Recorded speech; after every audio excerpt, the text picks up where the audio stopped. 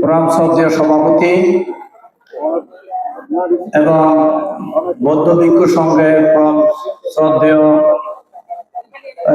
ভান্ডেগণ এবং আমার সামনে উপবিষ্ট গায়ক গায়িকা ধর্মপ্রাণ বৌদ্ধ সম্প্রদায়ের পুণ্যার্থীরা উপস্থিত আছেন। আমি সকলের নিকট আমার জন্য সকলের কাছে আমি আশীর্বাদ কামনা করছি। এখন আজকে ডক্টর জ্ঞানশ্রী মহাস্তবীর উনি কিরকম সম্মানের অধিকারী হয়েছেন,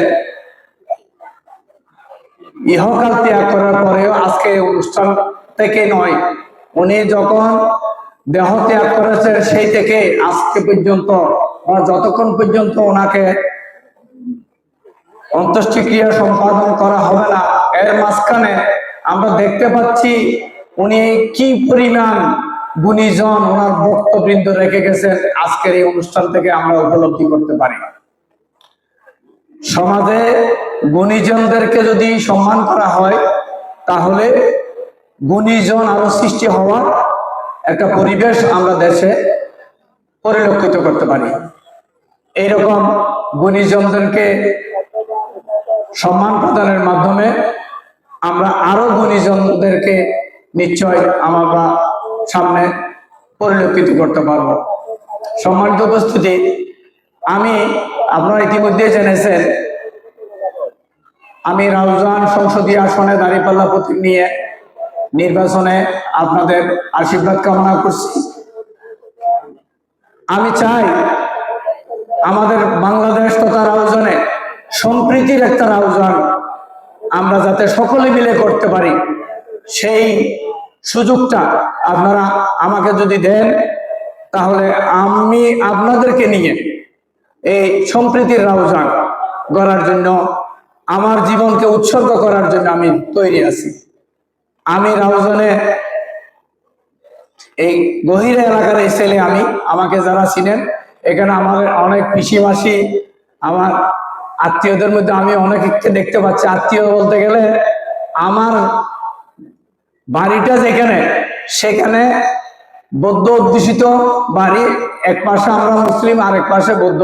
আমার ছোটবেলা থেকে আজকে পর্যন্ত যদি আমাকে যারা দেখেছেন, আমার সাথে বৌদ্ধ সম্প্রদায়ের সাথে সম্পর্কটা কি, তারা অবশ্যই এক বাক্যে স্বীকার করবেন, সম্প্রীতির একটা সমাজ গড়ার জন্য আমি সবসময় এ পর্যন্ত আমি আপনাদের সাথে ছিলাম, ভবিষ্যতেও থাকবো।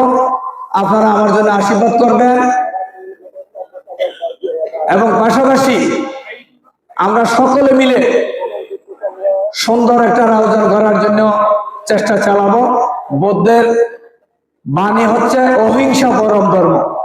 আমরা যারা মুসলমান, আমাদের মধ্যেও মানুষের সেবা করাই হচ্ছে মূল ধর্মের বাণী।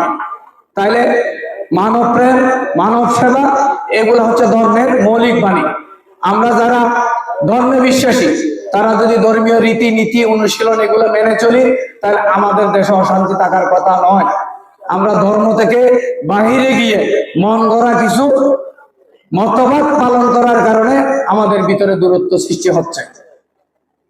আমি আশা রাখবো আমরা যারা মুসলিম, আপনারা যারা বৌদ্ধ, বৌদ্ধের বাণী অহিংসা পরম ধর্ম, মানব প্রেম, জীবহত্যা মহাপাপ, এই যে মৌলিক কতগুলো বিষয়, এগুলো যদি আমরা পরিপালন করতে পারি তাহলে আমাদের দেশে অশান্তি থাকার কথা নয়।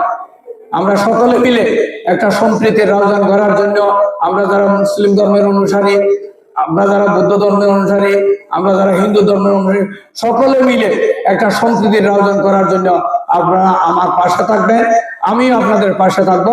এই আশাবাদ ব্যক্ত করে আমি আমার কথা এখানে শেষ করছি। আপনারা আমার জন্য আশীর্বাদ করবেন, দোয়া করবেন, এই কথা বলে আমি আমার বক্তব্য শেষ করছি।